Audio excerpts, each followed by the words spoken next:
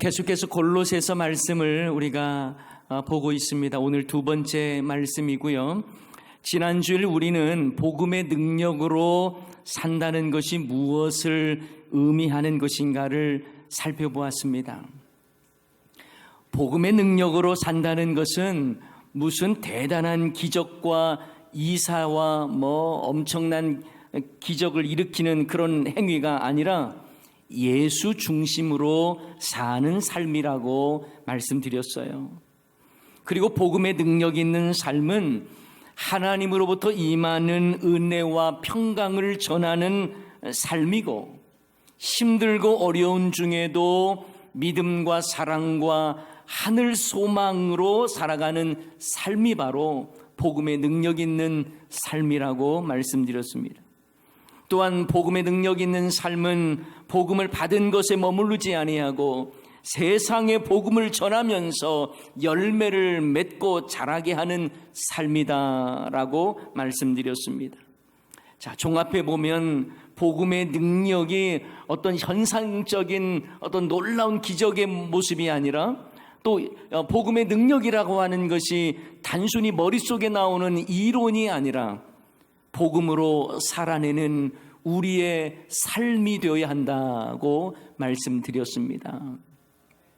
오늘 본문 말씀은 사도 바울이 에바브라를 통해 세워진 골로새 교회를 향하여 안부를 전하고 그들을 위해서 기도하는 내용입니다.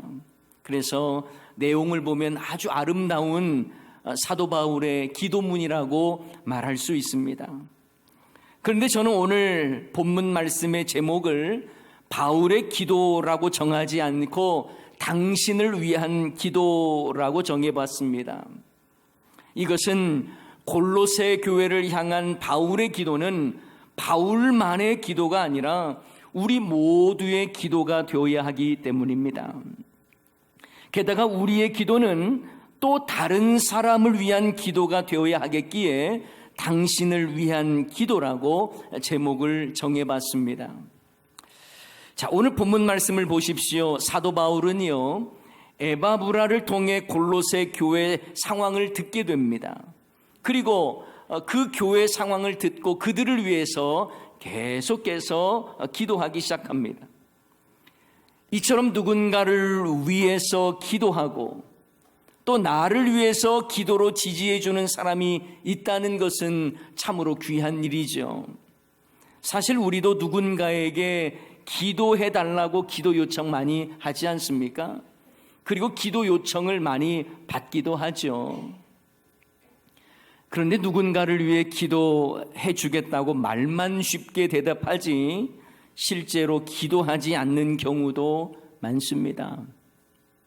말로는 기도하겠다고 약속하면서 결국 기도의 공수표만 날리는 사람들도 많다는 거예요. 과연 여러분은 어떠하십니까? 제가 고등학교 2학년 때 일입니다. 저희 둘째 형님이 대학생일 때에 한센병자들이 모여있는 여수애양원에 대학생 수련회가 있어서 형님이 저를 데리고 간 적이 있어요. 그때 저는 은혜 받는 것도 받는 것이지만 한센병에 걸린 분들이 그분과 기도에 짝이 되면 정말 그분들은 생명 걸고 기도해 준다는 말을 듣고, 아하, 나를 위해 기도해 주실 기도장 만들어야 되겠다라는 욕심에 그 집회에 참석했습니다.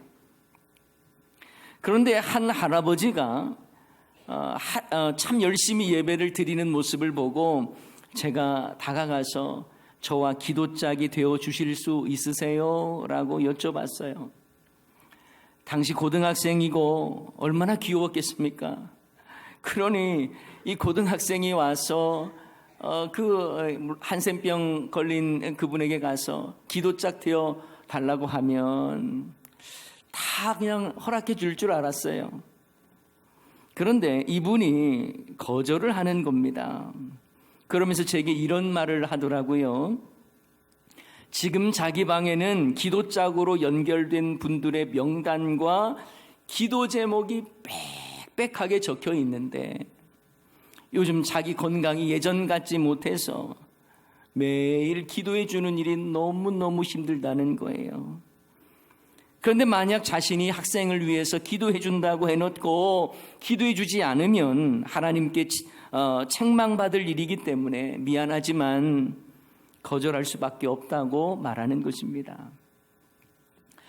사실 처음에는요, 기도짝 요청을 했을 때 거절당했을 때 마음은 불편했지만 그분이 그 기도짝을 거절한 이유를 듣고 보니까 오히려 제게 큰 도전이 됐어요. 야, 이분이야말로 기도해 주겠다고 하면 정말 생명 걸고 끊임없이 기도하는구나. 사랑하는 여러분, 기도해 주겠다고 말씀만 하지 마시고 정말 기도하시기 바랍니다. 기도 약속을 공수표로 만들지 마시고 진심으로 기도해 주셔야 하는 거예요. 물론 우리가 기도를 했어도 그분에게 어떠한 응답으로 나타날지 그 결과는 우리는 장담할 수는 없어도 기도하겠다는 약속은 꼭 지키셔야 하는 것입니다. 저는 기도짝을 거절하신 그분 외에 다른 분과 기도짝이 되어서요, 그분이 돌아가시기 전까지 한 10여 년 동안 계속 저와 기도짝을 했습니다. 그분도 돌아가신 이후에 그 옆에 계신 분과 또 기도짝이 연결되어서 몇 년 전까지, 그분이 돌아가시기 전까지 계속 저의 기도짝 역할을 해주셨어요. 어쩌면 그분들의 생명을 건 기도 덕분에 제가 이렇게라도 목회를 하고 있는 것은 아닌가 종종 생각해 봅니다. 이처럼 바울도 골로새 교회에 대한 소식을 들은 후부터 그들을 위하여 끊임없이 기도하였습니다. 자, 그렇다면 바울은 골로새 교회를 향해 어떤 기도를 하는 걸까요? 그 내용을 오늘 이 시간 좀 살펴보기를 원합니다. 자, 먼저 바울의 골로새 교회를 향하여 기도하는 내용, 첫 번째는 하나님의 뜻을 아는 것으로 채워지기를 원하는 기도를 합니다. 하나님의 뜻을 아는 것으로 채워지기를 원한다라는 거예요.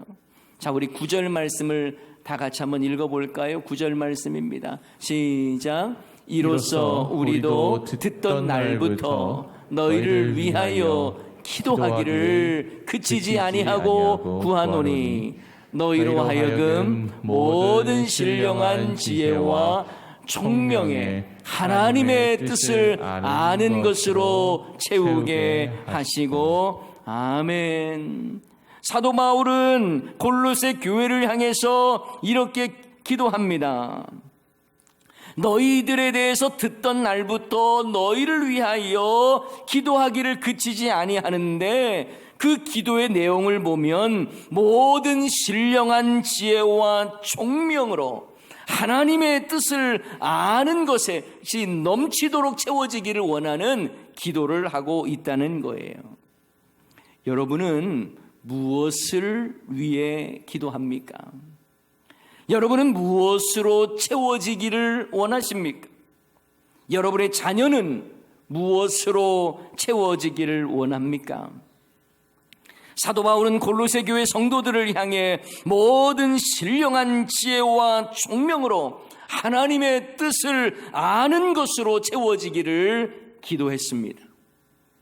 사람들은요, 채워지는 거 좋아하죠.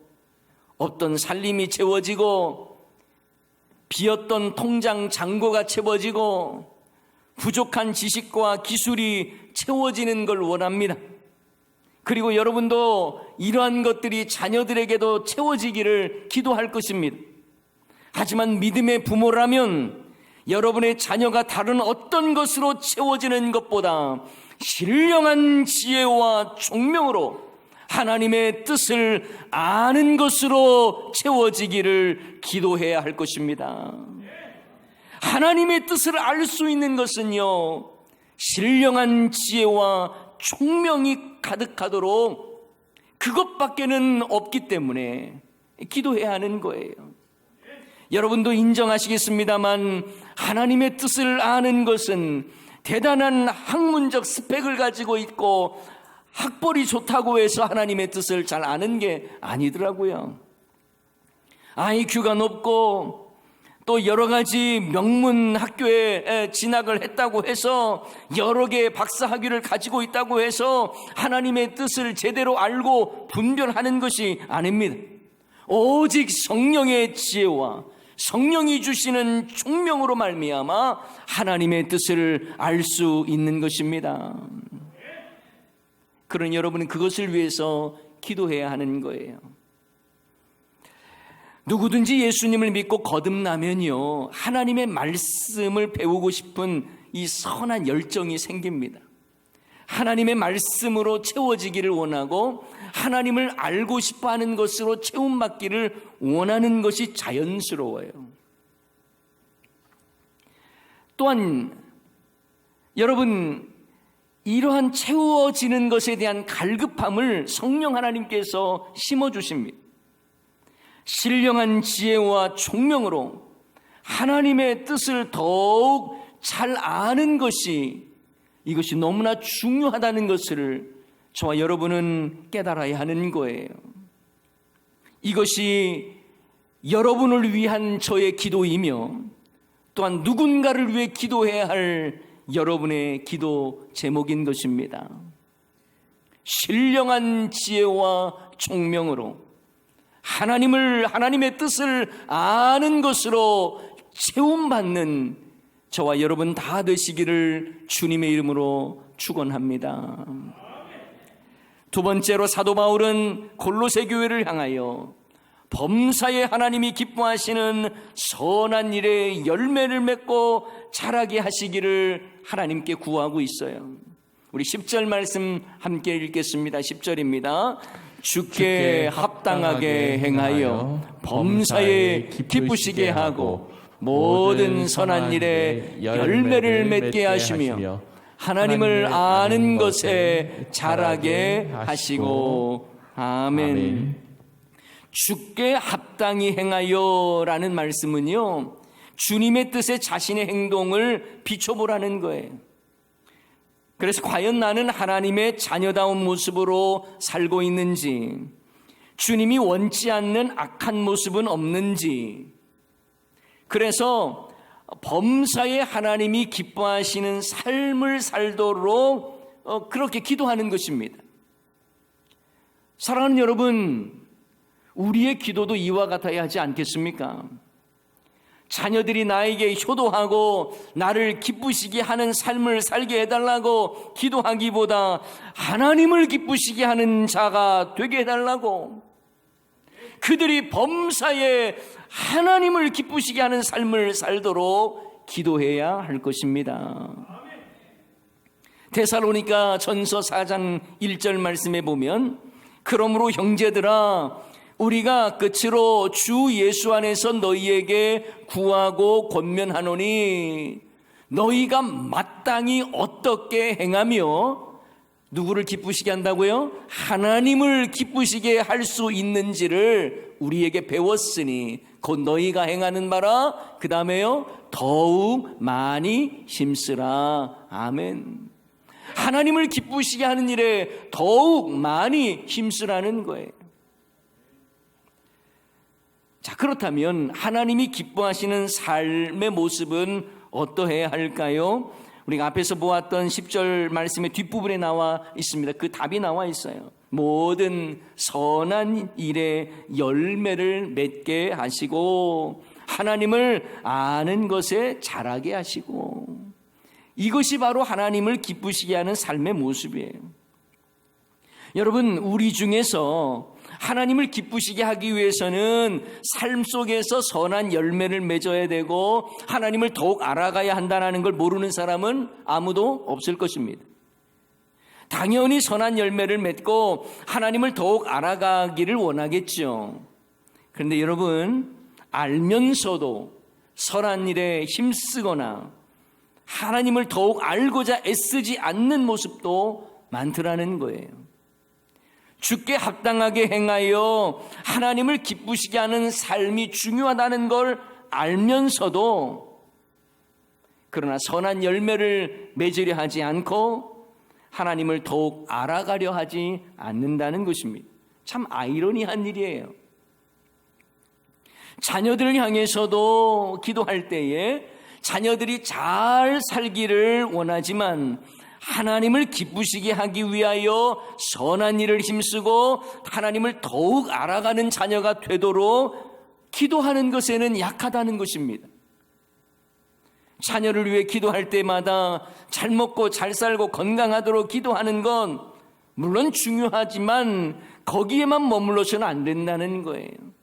자녀들이 하나님을 기쁘시게 하는 삶을 살고 선한 일에 힘쓰고 하나님을 더욱 알아가고 자라나는 그런 자녀가 될 수 있도록 기도해야 하는 것입니다. 이것이 온전한 기도예요. 이 시간 저 역시 바울의 기도처럼 여러분을 위해 기도하기를 원합니다. 여러분의 삶이 주께 합당하여 하나님을 기쁘시게 하는 삶을 살아서 모든 선한 일에 열매를 맺게 하시고 또 하나님을 아는 것에 계속 자라나기를 축복합니다. 이 기도가 여러분을 위한 기도이며 여러분의 기도가 되어야 하는 것입니다. 세 번째로 바울이 골로새 교회를 위하여 기도하는 내용은 하나님이 주시는 능력으로 고난을 이겨내기를 원하는 기도예요. 자, 우리 11절 말씀을 나같이 한번 읽어봅니다. 11절입니다. 그의 영광의 힘을 따라 모든 능력으로 능하게 하시며 기쁨으로 모든 견딤과 오래 참음에 이르게 하시고. 아멘. 이 말씀의 의미를 조금 더 잘 이해하기 위해서 표준 세번역 말씀을 소개하면 다음과 같습니다. 하나님의 영광의 권능에서 오는 모든 능력으로 강하게 되어서 기쁨으로 끝까지 참고 견디기 바랍니다. 쉽게 말하면 바울이 골로새 교회를 위해 기도하는 내용은 하나님으로부터 오는 능력으로 강해져서 고난마저 기쁨으로 끝까지 참고 견디기를 원한다라는 기도예요. 사실 우리의 기도는요, 힘든 일 안 당하게 해달라는 기도가 많습니다. 고난은 비껴가고 좋은 일로만 가득 채워지기를 원하는 기도를 할 때가 많죠. 하지만 바울은 복음 때문에 고난당하는 상황에 있다 하더라도 하나님의 능력을 힘입어서 끝까지 참고 견디고 이겨내라고 기도하는 거예요. 자신의 힘으로 감당하기는 어렵지만 하나님의 영광의 권능에서 오는 모든 능력으로 강하게 되기를 기도하고 있습니다. 그래서 그 능력을 힘입어 고난조차도 기쁨으로 끝까지 참고 견디게 해달라고 기도하는 거예요. 우리는 고난의 면제권을 달라고 하나님께 기도하지만 하나님은 내가 너에게 주는 그 능력 힘입어서 고난을 잘 견디고 참아내고 이겨내라고 말씀하시는 겁니다. 사람들은 문제없는 인생 되기를 원하지만 사실 문제없는 인생은 아무도 없습니다. 문제는 그 문제보다 내 믿음이 크냐 작냐에 따라 달라지는 거예요. 문제보다 내 믿음이 크면 아무런 문제가 되지 않습니다. 문제가 있어도 문제 앞에서 낙심하지 않고 주님 주시는 능력으로 참고 견뎌내고 이기면 되는 것입니다. 문제는 뭐예요? 내가 문제 아래 갇혀 있다는 것이 문제입니다. 문제보다 내가 더 약하고 문제 앞에서 두려워하고 포기하는 것이 문제입니다. 물론 내 능력으로는 이겨낼 수 없다는 것 알고 있습니다. 하지만 하나님의 능력을 힘입은 자는 문제 앞에서 낙심하지 아니하고 오히려 고난조차 기쁨으로 오래 참고 견디고 이겨내는 줄을 믿습니다. 그래서 믿음의 사람은 고난 중에도 이겨낼 믿음과 견뎌낼 소망을 갖는 거예요. 그러므로 저도 이 시간 여러분을 위한 기도를 이렇게 드리고 싶습니다. 여러분 모두가 하나님의 능력을 힘입어 고난을 견디고 이겨내시기를 기도합니다. 이 기도가 여러분을 위한 기도이며 동시에 여러분의 기도가 되시기를 축원합니다. 마지막으로 골로새 교회를 향한 바울의 기도는 성도의 기업을 얻기에 합당하게 하신 하나님께 감사하게 하시기를 간구하는 기도입니다. 자, 12절 말씀을 우리 함께 보도록 하십시오. 12절입니다. 우리로 하여금 빛 가운데서 성도의 기업의 부분을 얻기에 합당하게 하신 아버지께 감사하게 하시기를 원하노라. 아멘. 그들이 구원받은 은혜에 감사하고 하나님의 기업을 얻게 된 것을 감사하는 그런 자가 되기를 원한다라고 하는 사도 바울의 골로새 교회를 향한 기도인 것입니다. 어두움의 자녀로 있었던 우리를 하나님께서 빛의 자녀로 인도하시고 도무지 구원받을 수 없는 자격이 없는 자에게 은혜를 베풀어 주셨기에 우리가 마땅한 반응은 기쁨과 감사이어야 한다는 거예요. 그래서 장차 받게 될 영적인 기업을 허락해 주신 하나님의 은혜에 감사하는 자가 되라고 하는 기도를 하고 있는 것입니다. 여러분, 이 시대 교회의 위기는 무엇입니까? 물론 여러 가지가 있겠지만 성도들에게 구원의 감격이 약해졌다는 거예요. 도무지 구원받을 자격이 없는 나를 살리시기 위해 하나님께서 은혜로 구원해 주셨는데 그 사실 앞에서 감사하지도 감격하지도 않습니다. 여러분, 감사하는 삶이 복음의 사람다운 거예요. 그런데 어느 순간부터 우리에게 구원의 감격이 사라졌습니다. 나 같은 자를 살리신 하나님의 은혜에 감사하는 마음이 사라져버렸어요. 여러분의 신앙이 어느 정도인가를 파악하고 싶다면 나에게 진정 구원의 감격이 있는지, 나 같은 자를 살리신 주님의 은혜에 감사하는 삶의 고백이 있는지를 보시면 돼요. 만약 여러분이 구원의 감격을 잃어버리고 감사를 잃어버리는 자라면 여러분은 다성에 젖은 형식적인 종교인일 수 있습니다.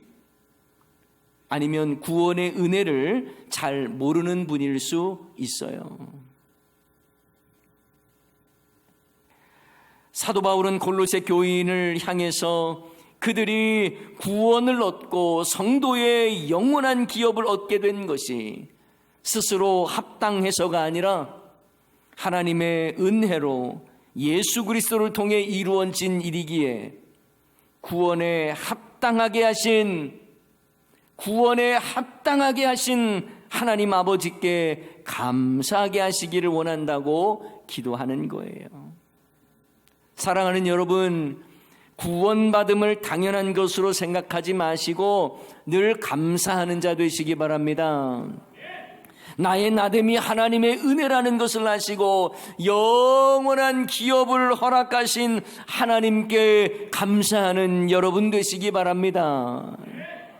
그래서 저도 이 말씀을 받들어서 여러분을 위해 이렇게 기도하기를 원합니다.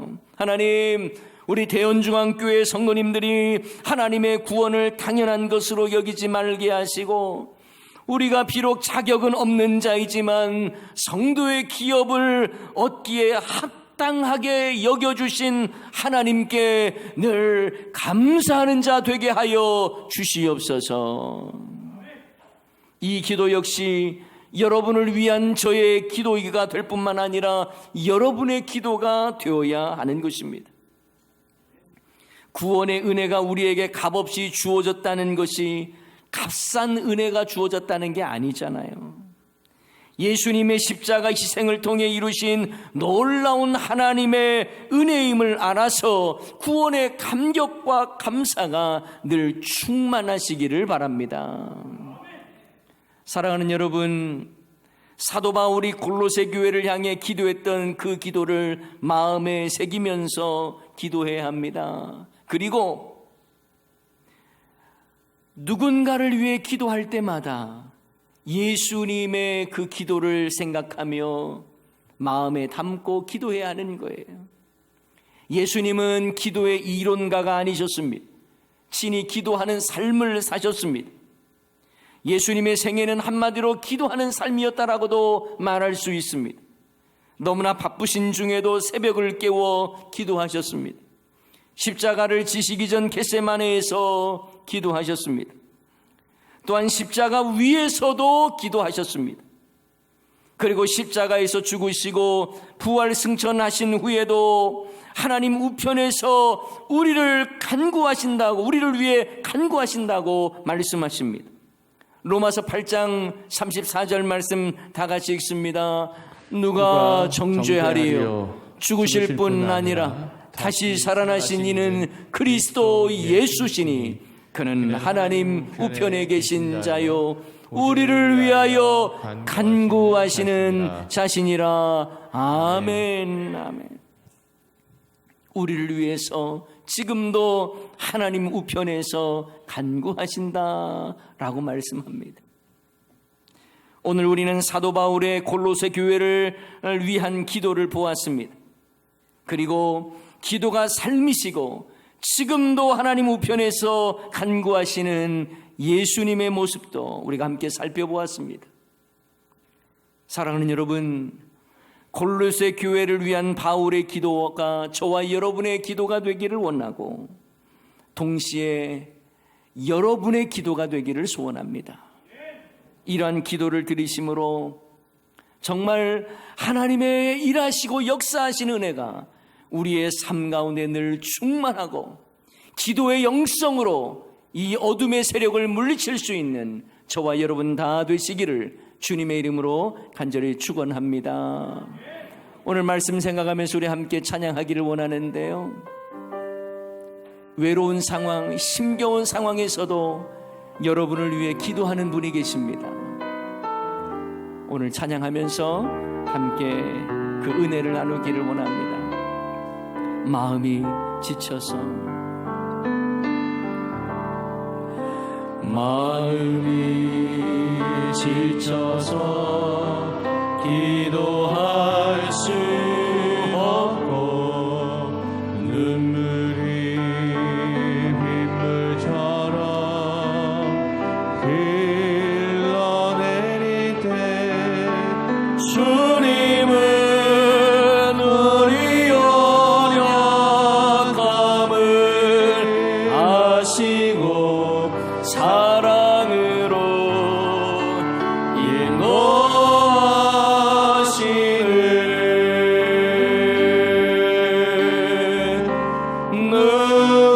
누군가 널 위하여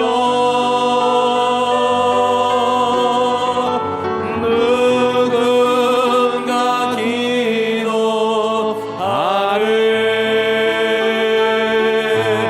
내가 홀로 외로워서 마음이 무너질 때 누군가 널 위해 기도하네.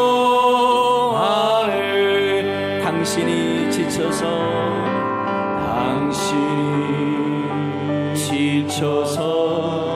찬송할 수